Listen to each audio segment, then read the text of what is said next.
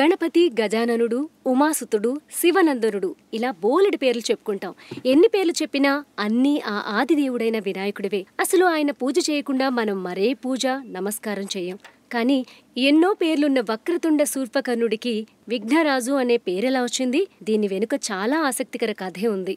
వినాయకుడు విఘ్నరాజు కూడా అవడానికి కారణం మహాభారతం.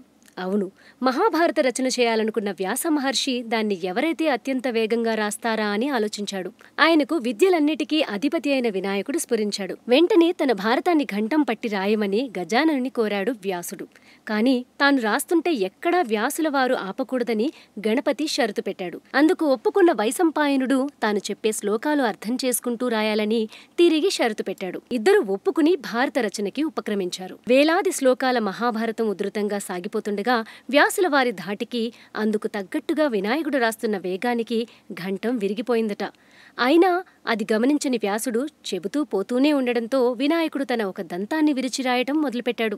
చివరకు ఈ విషయం మహాభారతం పూర్తయ్యాక వ్యాస భగవానుడు గమనించాడు. చేస్తున్న పనిలో విఘ్నం రాకూడదని అంతగా అంకిత భావం ప్రదర్శించిన మూషిక వాహనుని చూసి ఎంతో ప్రసన్నుడయ్యాడు.